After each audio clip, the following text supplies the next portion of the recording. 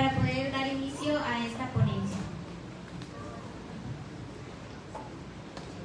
Un derecho no es algo que alguien te da, es algo que nadie te puede quitar. Citando a Ramsey Clark, ex fiscal general de los Estados Unidos. Estimados profesores, compañeros y público en general que el día de hoy, 4 de diciembre del año en curso, nos acompañan con su grata y honorable presencia, es un gusto para mí estar con ustedes compartiendo esta experiencia tan agradable. Muy buenas tardes tengan todos ustedes, sean bienvenidos a esta ponencia titulada Pensión Alimenticia. Es un honor presentarles al presidio como invitado al maestro en ciencias Juan Jiménez Antúnez, responsable del control escolar de la Facultad de Ciencias Naturales de la UAGLO. Pido un fuerte aplauso, por favor.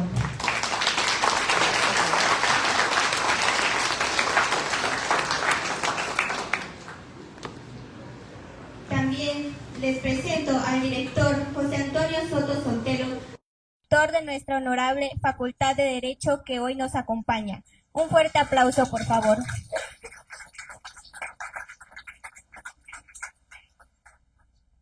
También al maestro Carlos Iván Ramírez Parra, coordinador del Servicio Social y Prácticas Profesionales. Un fuerte aplauso, por favor.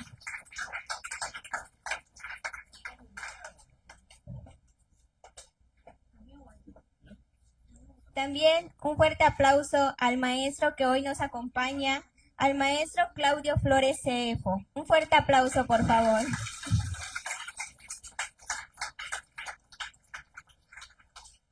También al maestro Dimitrio Hernández Nava, que el día de hoy nos acompaña. Navarrete, disculpe.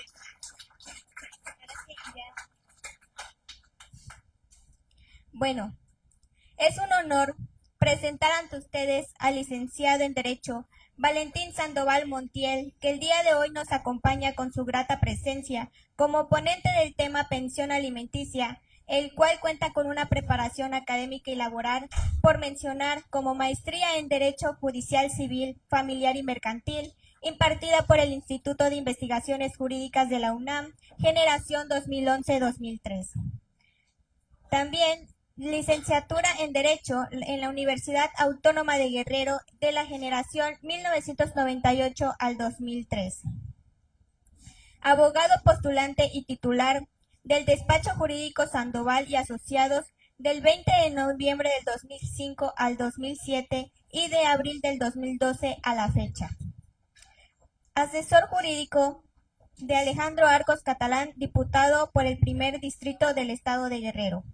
Docente de la licenciatura de Derecho en el Centro Universitario Aurora Mesa Andraca. Un aplauso, por favor.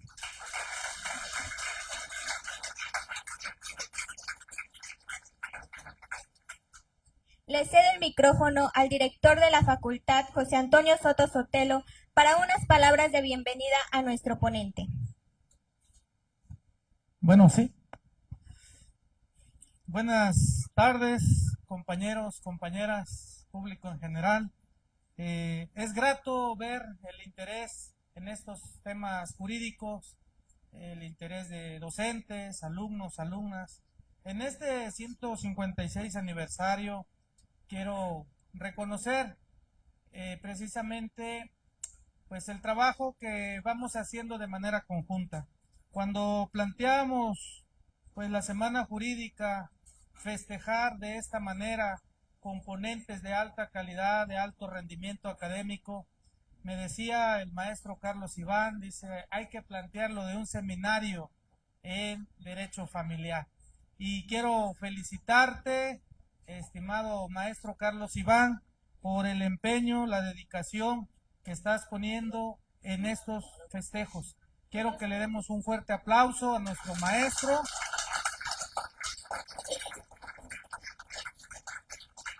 Porque les voy a comentar que muchas veces vemos toda esta logística desde una lona, un banner, ponerlo en Facebook.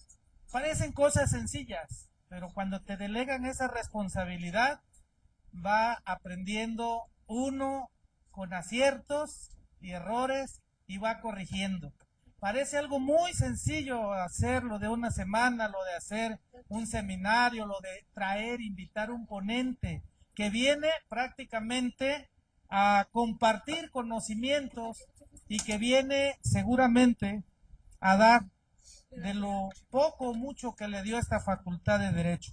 Por eso quiero decirle al ponente el día de hoy, al licenciado Valentín Sandoval Montiel, quien es titular del despacho Sandoval y Asociados, o como decimos de manera pues distinguida, es un abogado litigante, un abogado que está constantemente en los tribunales, que está constantemente defendiendo una parte, fijando una posición, y en este caso este tema de pensión alimenticia habría que reconocer lo que todos ustedes ya saben. El derecho cambia constantemente. Siempre pongo este ejemplo con mis alumnos. Le digo, si nos pudiéramos meter a una cápsula del tiempo, irnos 20 años atrás y dijéramos que la pensión alimenticia la tienen que dar las mujeres, nos iban a decir que están locos. Y si le dijéramos la tienen que dar los hijos, voy a decir, más loco está. Y el derecho ha cambiado. A hoy la pensión alimenticia, con este tema de que las mujeres pidieron igualdad de derechos, pues también tienen igualdad de obligaciones y también se les puede demandar la pensión alimenticia. Y también el tema de los hijos, hay que dar pensión alimenticia. Nosotros como hijos tenemos que dar pensión alimenticia, pero ojo, debe ser recíproca. Es decir, que si nunca mantuviste a ese niño o a esa niña, ya no le puedes pedir esa pensión porque entonces no habría reciprocidad.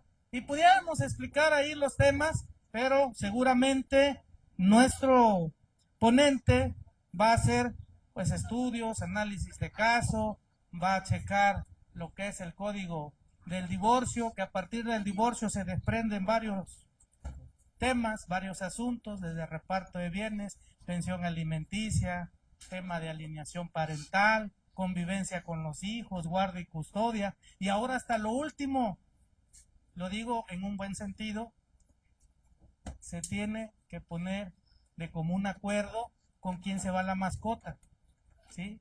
Se pelean hasta los perros, ¿no? Los gatos, el loro, la mascota, a ver con quién se va a quedar, te la llevas tú, te la llevas el hijo, bueno, etcétera. Pues son temas muy interesantes y comentarle, maestro Valentín, que estamos muy orgullosos de nuestros egresados y queremos recibirte también con un fuerte aplauso. Platicábamos ahorita de sus experiencias como estudiante, ¿verdad? Pues también nosotros de aquí somos egresados y nuestra facultad pues ha cambiado. Decía yo anteriormente, teníamos un compañero, el doctor Garza Grimaldo, en el Sistema Nacional de Investigadores. Hoy somos 10 compañeros que estamos en el Sistema Nacional de Investigadores. Hoy tenemos cuerpos académicos trabajando con estudiantes. Hoy tenemos una maestría y un doctorado. Antes no lo teníamos. El doctorado era un sueño cuando nosotros éramos estudiantes. Hoy tenemos un doctorado y lo dije en la mañana y lo voy a repetir. Nuestros alumnos de maestría y doctorado están becados. Los alumnos de maestría reciben una beca mensual de 14,000 pesos y los del doctorado una beca mensual de 19,000 pesos. Y eso, indicadores de calidad, nos han permitido poder publicar artículos a nivel nacional, internacional y también tener libros. Por eso vale la pena que en este 156 aniversario tengamos también ponentes de alta calidad, de alto rendimiento, que están pues prácticamente como abogados litigantes. Pues sea usted bienvenido y muchas gracias y un aplauso para ustedes.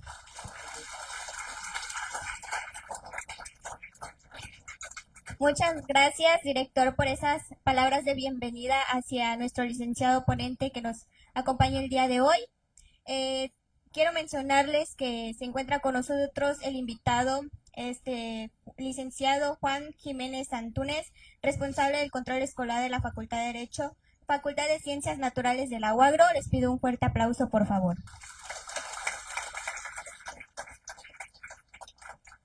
También al maestro César Julián Bernal, subdirector de la Facultad de Derecho. Un fuerte aplauso, por favor.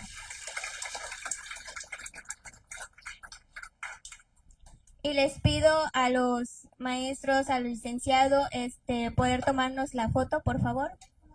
Adelante.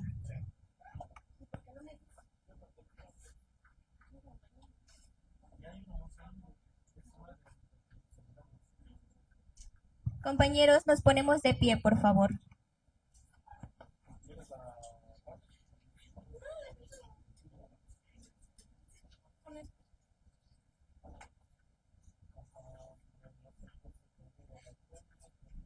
A petición del director, gritan orgullosamente UAGRO.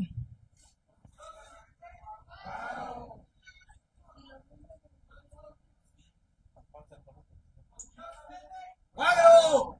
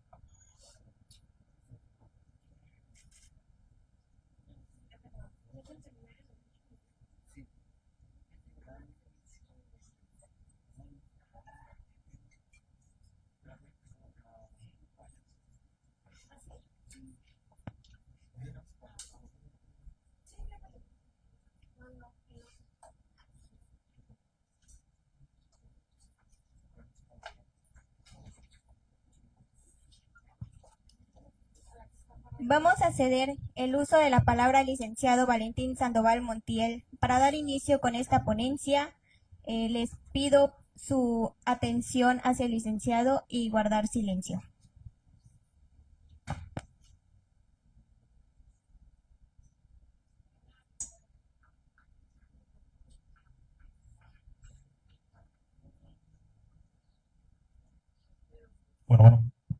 Bueno, en lo que se pone la diapositivas, primeramente quiero agradecer la invitación que hace la Facultad de Derecho a través del coordinador Carlos Iván Ramírez Parra, del director José Antonio Sotelo, de involucrar en estas actividades a los despachos, en especial a Sandoval Asociados. Muchas gracias. Esperemos que podamos compartir lo que nos pasa día a día en los juzgados. Para nosotros, ya hace mucho tiempo, nos ha gustado convivir con jóvenes. La mayoría de nuestros abogados que tenemos actualmente son jóvenes. Entonces, espero les agrade la ponencia. Preparamos unas diapositivas, son solamente imágenes para irnos guiando. Si al final hay una pregunta o durante la intervención quieren platicarlo, pues sin mayor problema.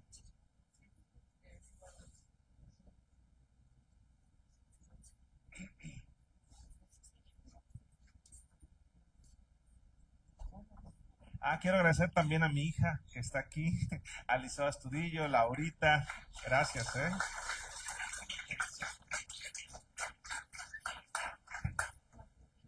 Bien, el tema que nos están pidiendo que nosotros compartamos con ustedes es el tema de pensión alimenticia.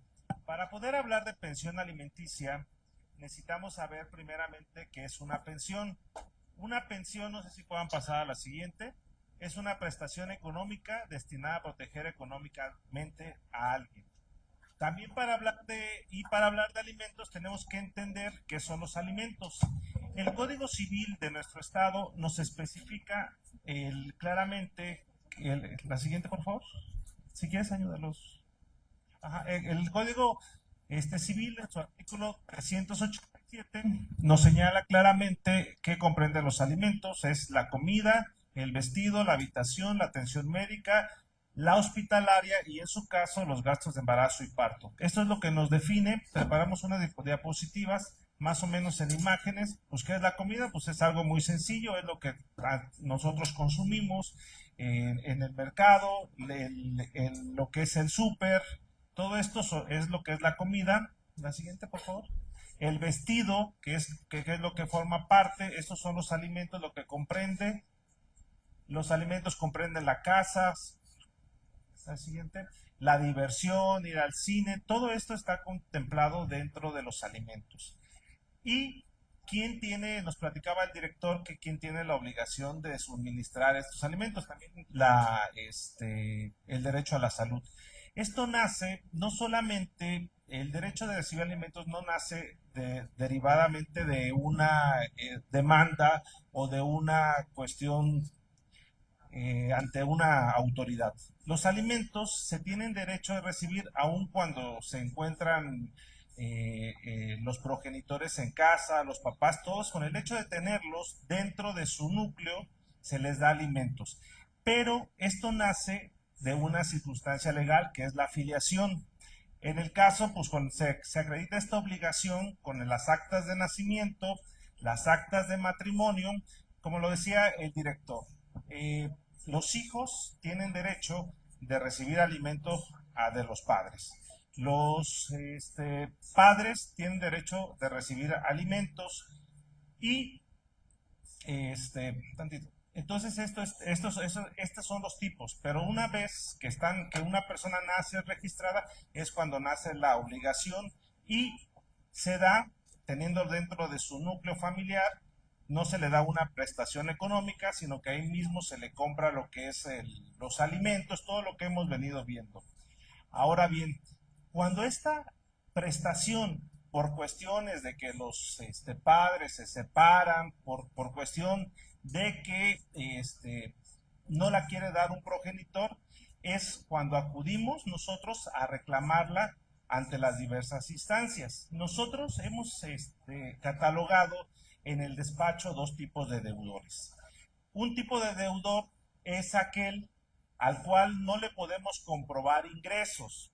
Es decir, si nosotros tenemos un abogado, un doctor, un albañil, un mecánico, son gente a la cual nosotros no le podemos comprobar ingresos porque la mayoría del dinero que circula es a través del sistema informal, no circula a través del sistema financiero o a través de un pago a una institución.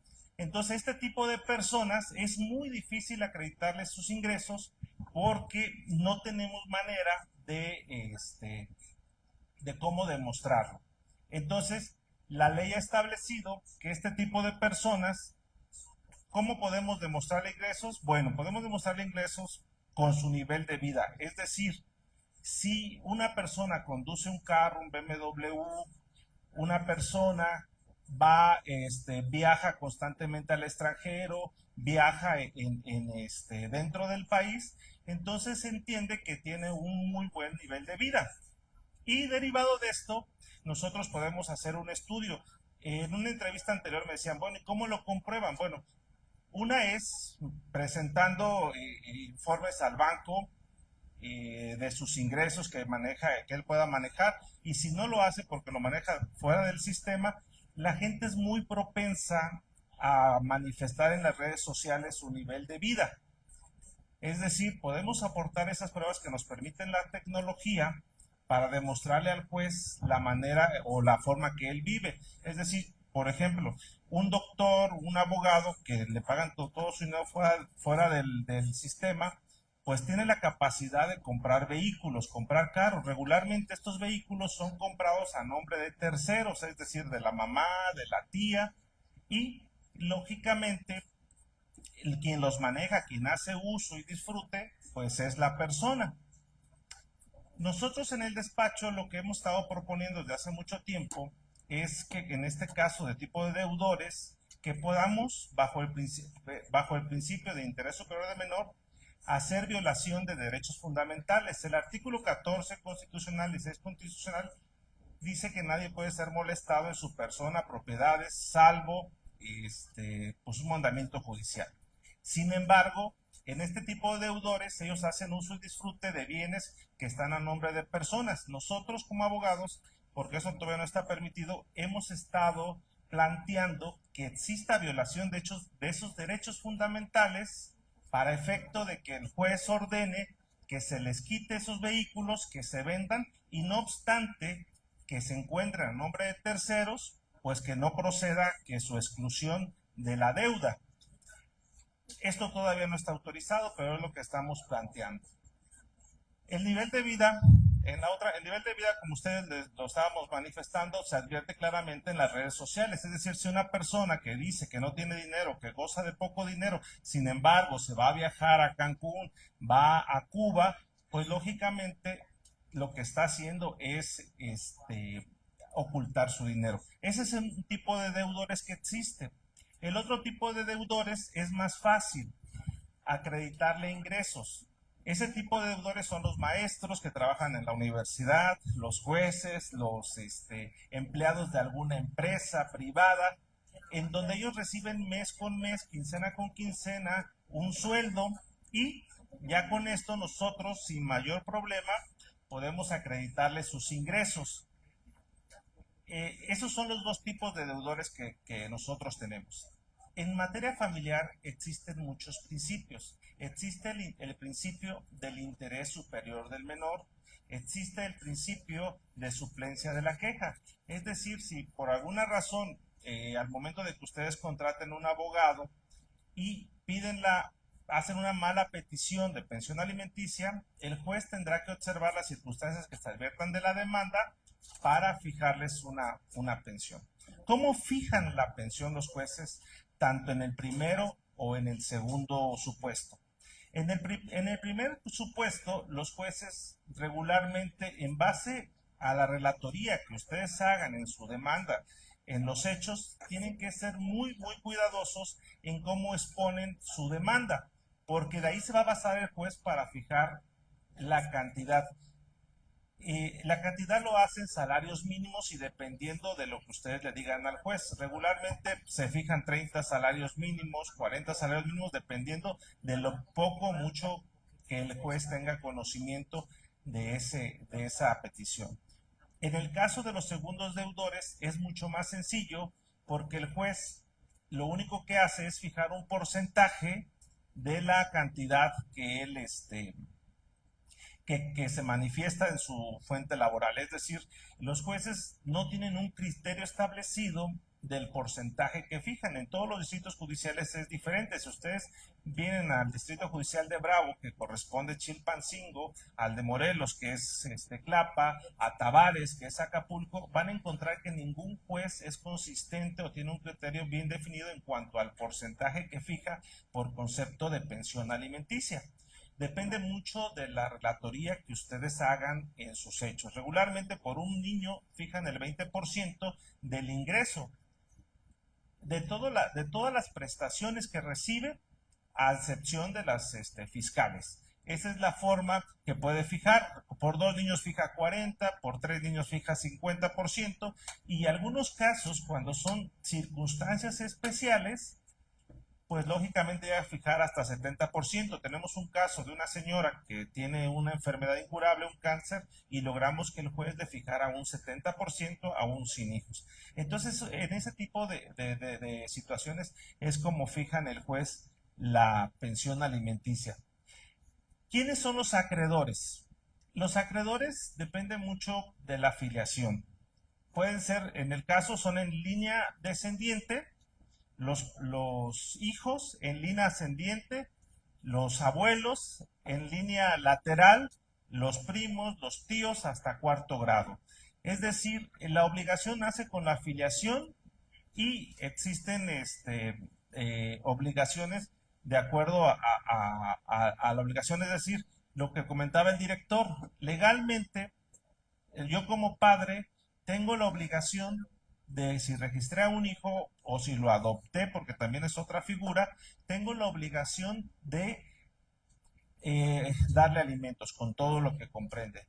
Cuando yo ya crezco, cuando yo ya soy profesionista, cuando ya hice mi vida, y si mi padre ya está grande, me puede demandar a mí como hijo los alimentos, pero no nada más me lo va a demandar en forma a mí, sino también a todos mis hermanos, si tengo más hermanos, y lógicamente esto va a ser proporcional a la capacidad económica y a la circunstancia o tipo de deudor que sea cada uno.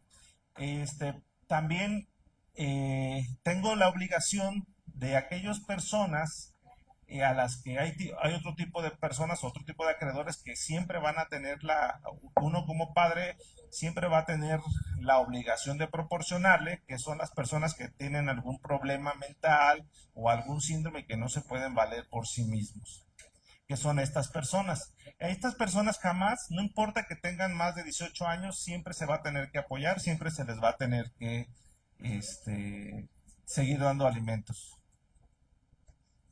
¿Cuándo cesa la obligación alimentaria? Acuérdense que al principio hablábamos de una pensión alimenticia y decíamos que era una prestación económica que se otorgaba a otra persona. Bueno, esto se le denomina pensión alimentaria a aquella cantidad que se le da. Pero ¿cuándo cesa esta obligación de dar alimentos a los hijos? Regularmente es a los 18 años. Si yo ya cumplí 18 años, lógicamente, acuérdense que la Constitución establece, si no mal recuerdo, el artículo 39, que cuando uno alcanza los 18 años, alcanza la mayoría de edad. Y por lo tanto, ya soy ciudadano con plenitud de acudir ante cualquier autoridad. Es decir, mientras yo no tengo 18 años, no tengo capacidad jurídica. Tengo capacidad, pero no jurídica. Entonces, cuando yo tengo esa capacidad, hasta esa fecha es cuando yo ya no puedo recibir alimentos. Ya soy ciudadano, ya me puedo dedicar a un oficio y ya me puedo mantener a mí mismo y por lo tanto mis progenitores ya no van a tener esa necesidad de darme alimentos.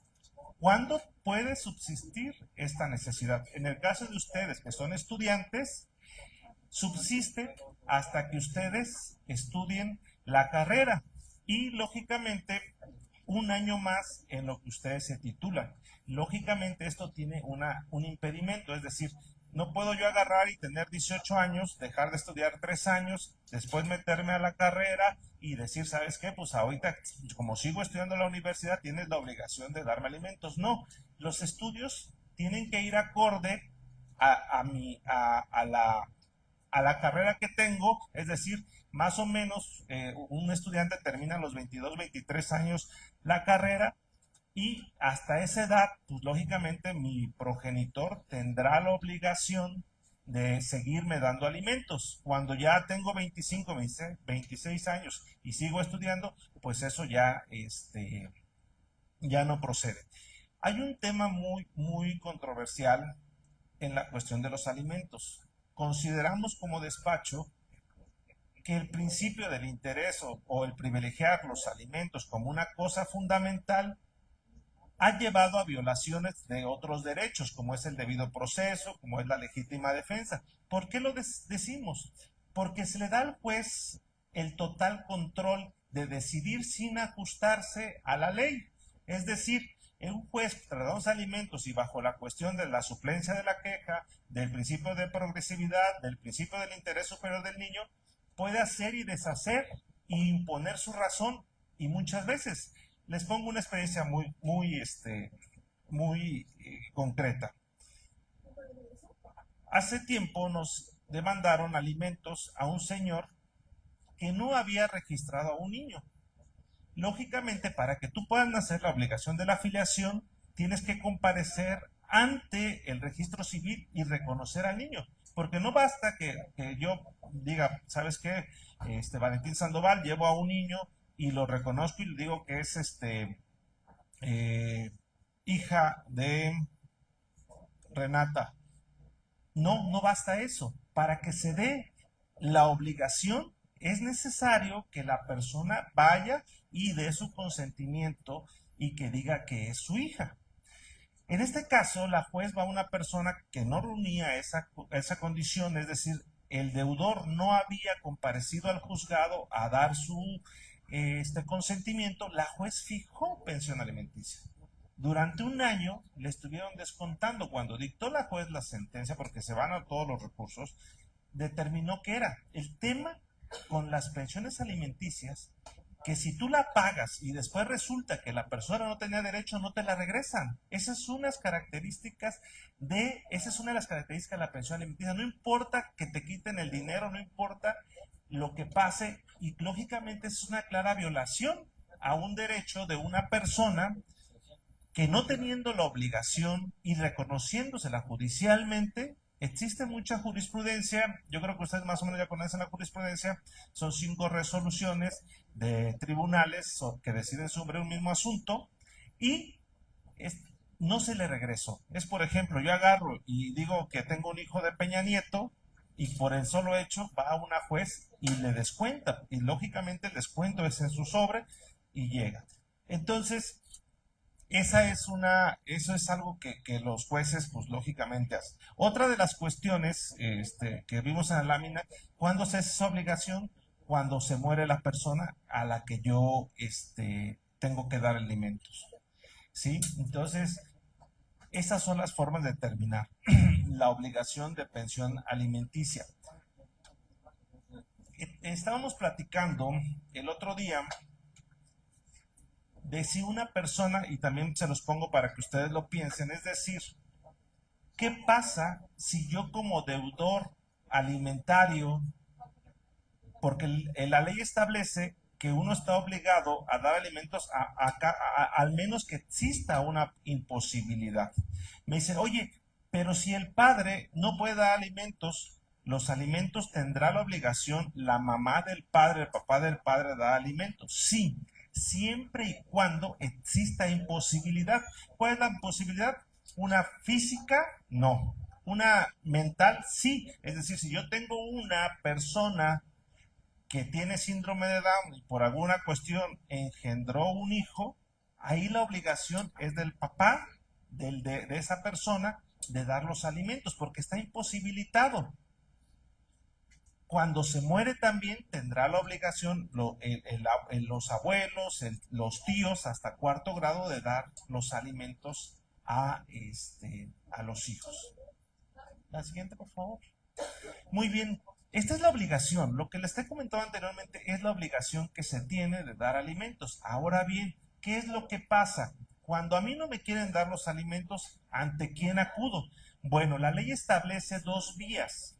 La primera, como los juicios, la ley establece que los juicios de origen familiar son juicios especiales. No se basan en el contexto general de la ley, tienen un apartado especial.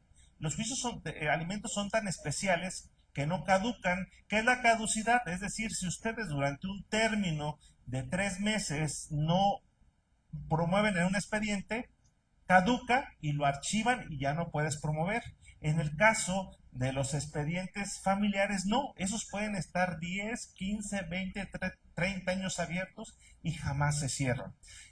Por eso digo que son juicios especiales.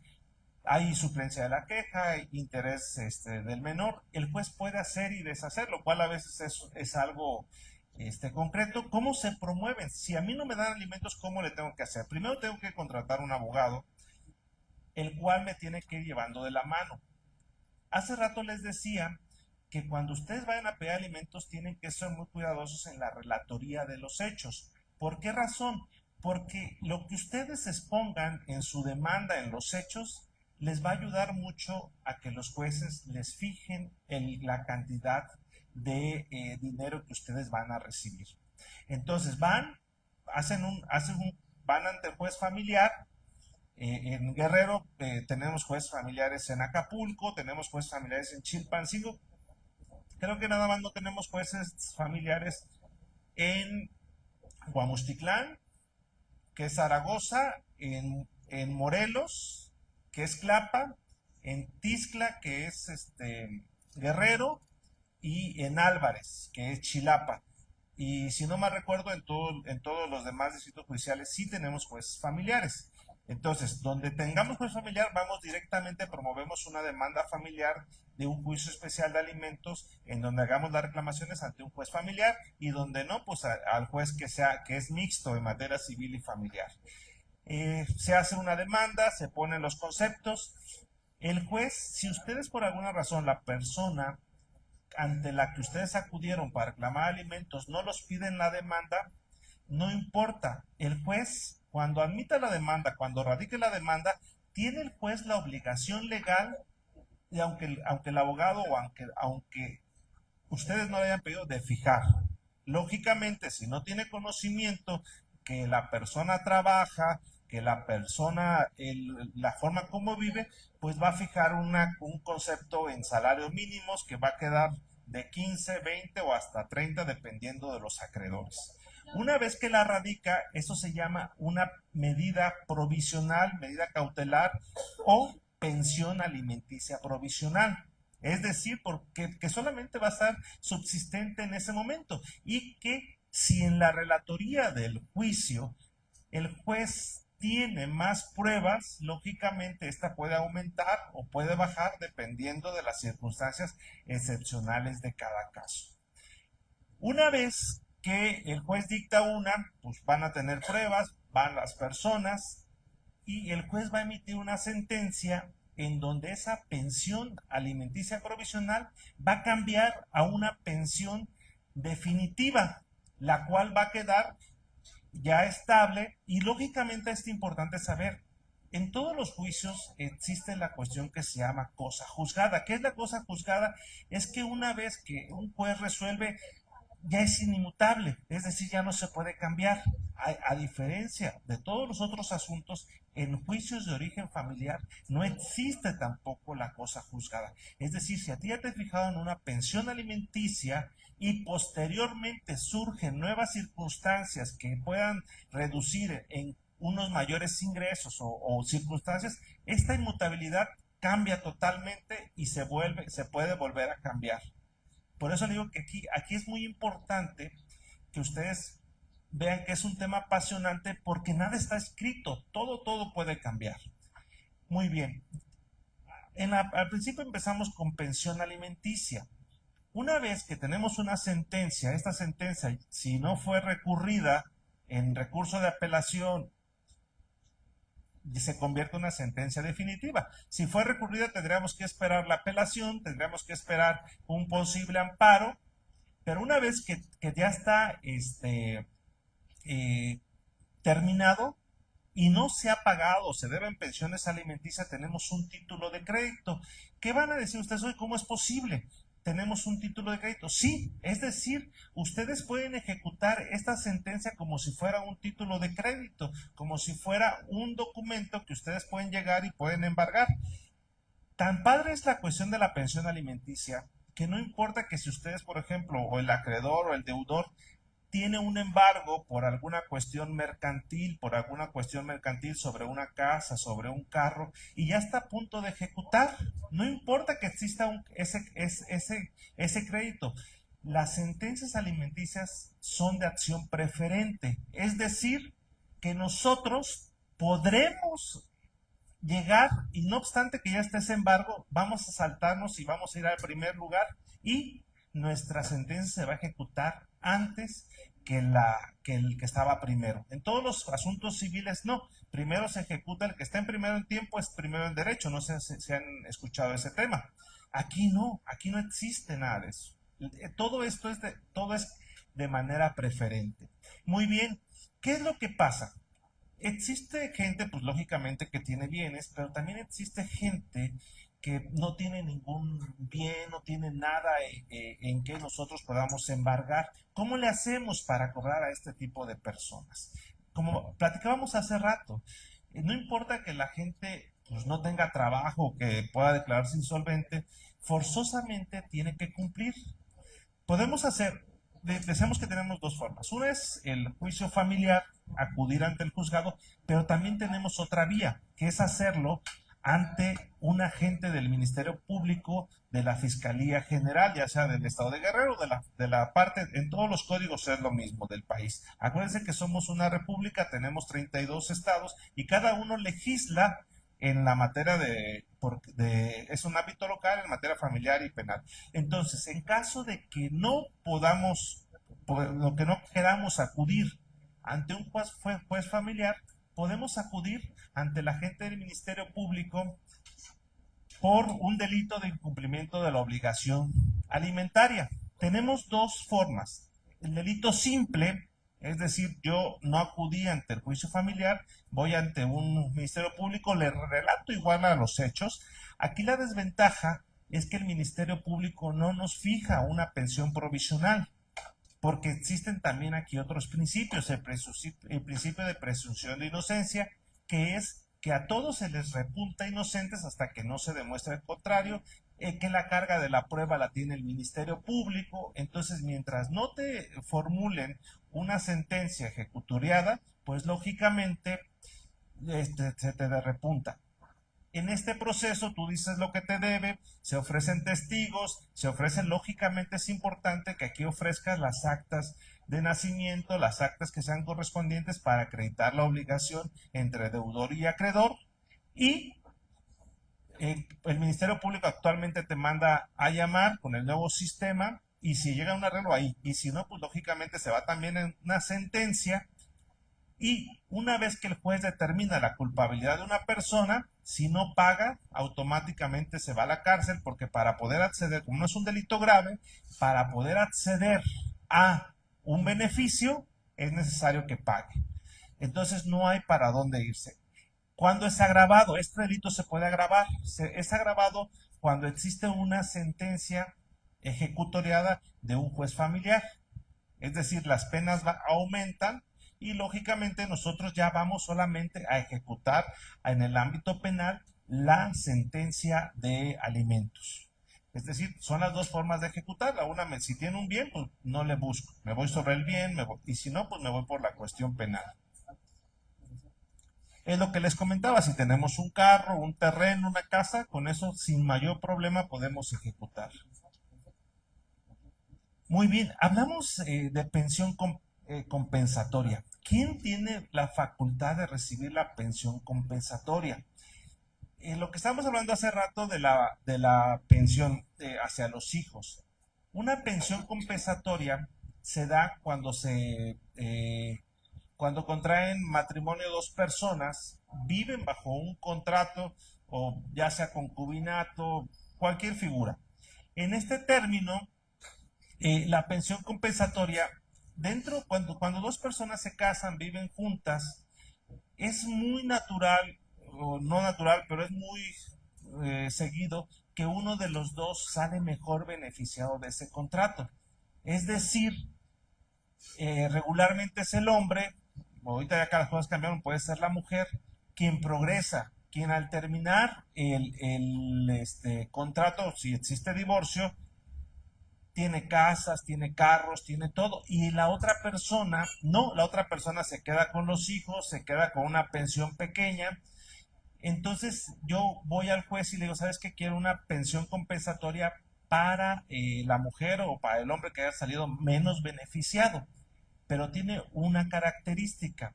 Esta pensión compensatoria se le va a dar a aquella persona que preponderantemente en el caso de existir los hijos, se ha dedicado al cuidado de los hijos. En caso de no existir hijos, al cuidado del hogar.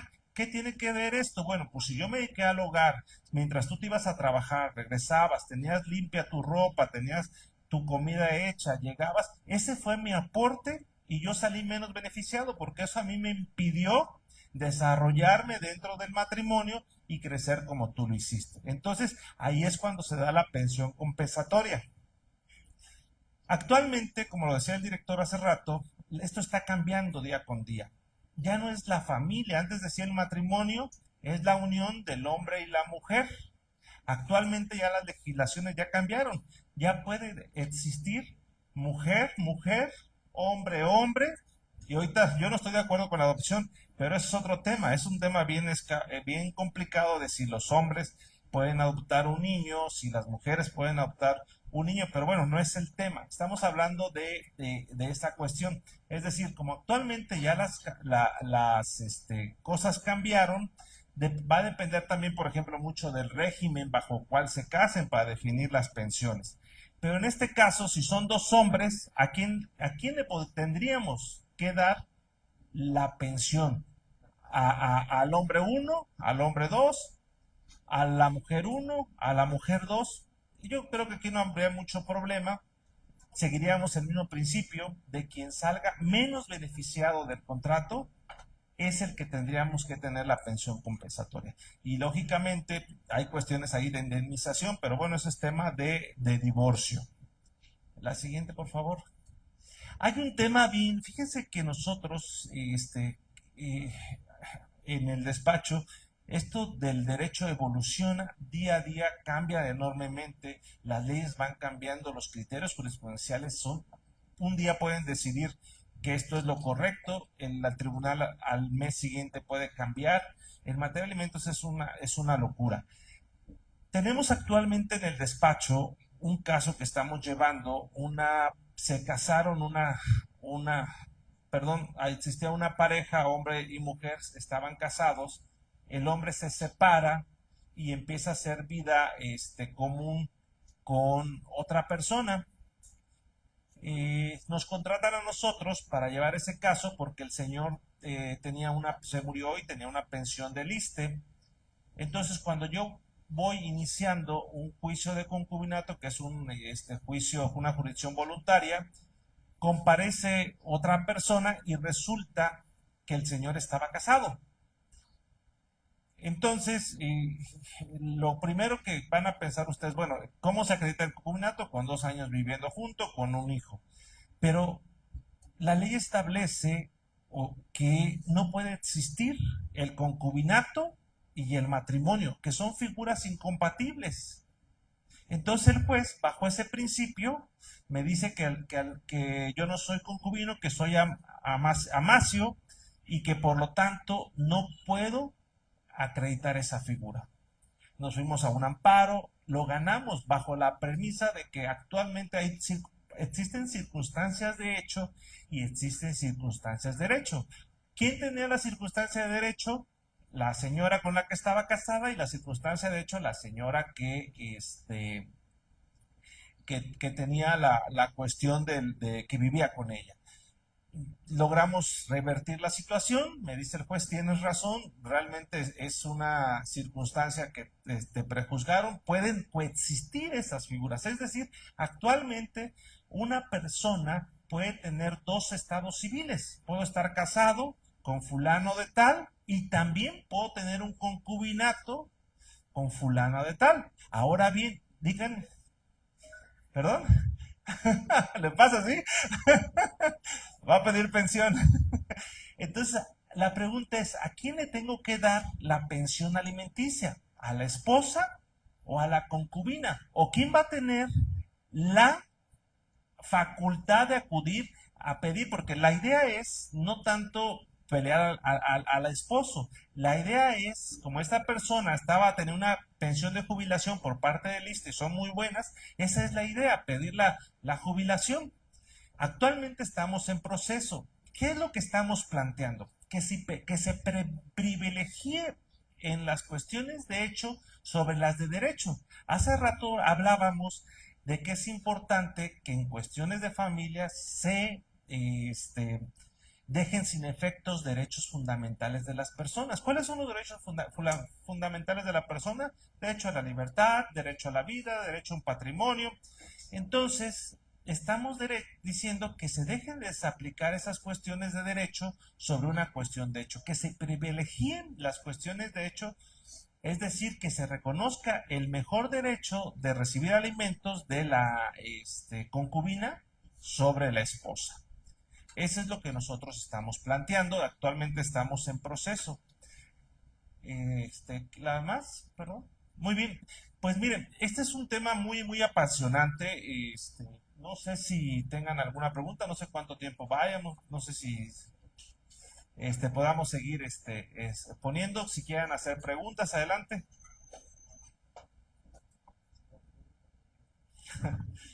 Sí, sí, por favor.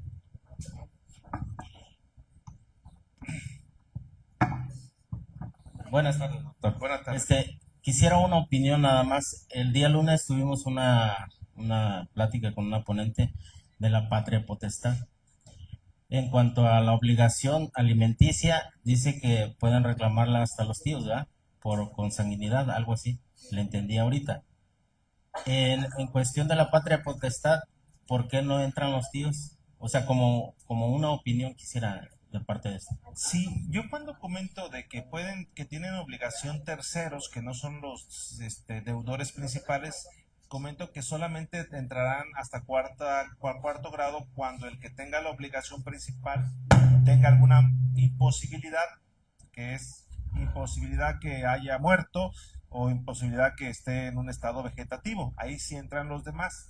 La patria potestad es otra figura que yo considero que es el hecho que tú tienes por haber sido registrado. Es decir, si yo te registro a ti como mi hijo, de ahí nace la patria potestad, de la filiación, y ese es derecho del hijo y nadie se lo puede quitar, al menos que cometas un delito en contra del hijo. Pero yo, por ejemplo, le pongo un ejemplo muy claro. Salgo peleado con mi esposa y le digo, ¿sabes qué? Ya no va a ser tu hijo, ahora le voy a poner Emilio Sandoval Montiel. Cuando antes se llamaba Emilio Sandoval Vélez. Entonces, los jueces otorgaban esa cuestión. Actualmente ya no se puede. Como no está establecido, y es importante que nosotros aprendamos a diferenciar, los derechos no son de los padres. Los derechos, por ejemplo, en este caso, la patria potestad es derecho del hijo, el derecho de convivencia no es derecho de la padre. Yo no te dejo ver a mi hijo, no, el derecho es del hijo. Y tú como juez no le puedes privar el derecho a un hijo. La patria potestad no se puede tocar, al menos que cometan un delito, y no se le puede cambiar el nombre al menor. O sea, que hago contestada. Adelante. Maestro, dijo que si una persona tenía un bien, por ejemplo, un carro, podría serle embargado, aunque no estuviera a su nombre. Si es que debe pensión, ¿esto sí es posible? No, actualmente no es posible. Está el artículo 16 que es muy claro. Nadie puede ser molestado en su persona, posesiones, salvo mandamiento por autoridad. Lógicamente, existen deudores que buscan alternativas para no cumplir con su obligación alimentaria. Y esto lo hacen escondiendo sus ingresos. Yo, por ejemplo, como abogado, a mí es muy difícil que a mí me comprueben ingresos porque el 80 o 90% de mis ingresos ocurren fuera del sistema bancario. Sin embargo, el dinero lo tengo. Me compro un vehículo, pero lo pongo a nombre de mi tía, de mi mamá. Entonces, el vehículo no es mío legalmente, el vehículo es de una tercera persona. Y yo no puedo como juez decir y quitarle ese vehículo porque lo primero que le va a decir la persona, sabes que no me lo puedes quitar porque él no es el dueño soy yo. Yo lo que propongo, y es una propuesta porque actualmente no está, que la ley debe hacer una violación de derecho de la propiedad a la persona con el ánimo de proteger a un infante, que es decir, darle alimentos, es decir, quitárselo, venderlo y darle el dinero al menor para que se alimente. No es posible, actualmente no, es una propuesta, ya lo he propuesto en diferentes juicios, no ha procedido por el artículo 16 constitucional, pero yo creo que debe cambiar ese criterio y que debe hacerse. Sí, adelante.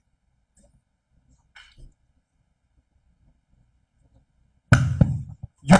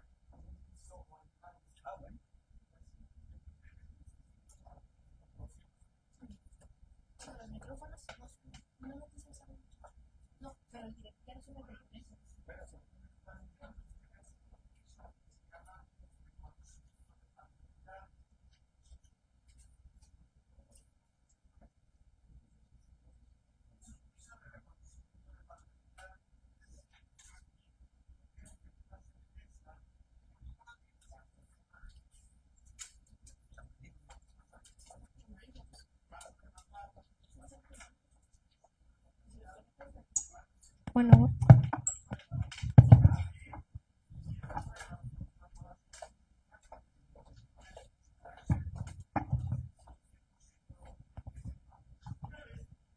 Una vez que tú tengas ese juicio, con ese juicio vas a poder acudir ante el juez y te va a servir como si fuera un acta de nacimiento para pedir el reconocimiento de la paternidad. ¿Por qué son juicios especiales? Son juicios especiales porque tienen su tasación bien definida en el Código Civil y Procesal Civil. Es decir, existe un capítulo solamente para ellos. En ese capítulo dice, bueno, los juicios de familiar se regirán por los siguientes principios.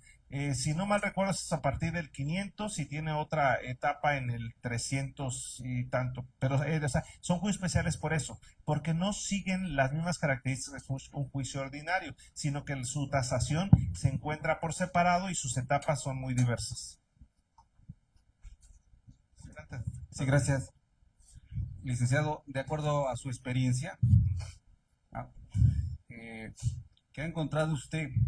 ¿Es cierto que el artículo 397 da la pauta precisamente para estos temas del monto de la pensión y establece los principios básicos elementales? Dice que debe de ser proporcionada de acuerdo a las necesidades y a las posibilidades económicas de uno y otro. ¿Ok? Pero los siguientes renglones dice de manera textual, y esto es tasativo, que el monto de la pensión no debe ser inferior al 40%. Usted presentó ahí unos porcentajes diferentes, entonces, de acuerdo a su experiencia, ¿cuáles han sido los criterios que siguen los juzgadores, desde mi punto de vista, sin fundamento ni motivación alguna, para que le den al niño con un tabique en su boca y le quiten ese porcentaje tasado que tiene?